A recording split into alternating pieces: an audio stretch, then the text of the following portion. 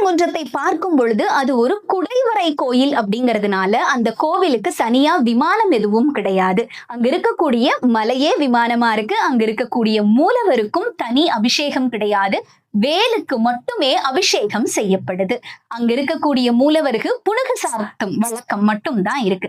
அது மட்டும் இல்லாம அங்க இருக்கக்கூடிய கருவறையில் 5 மூலவர் சன்னதிகள் இருக்கு. அதுவும் திருப்பரங்குன்றத்தின் தனிச்சிறப்பாகவே கருதப்படுது.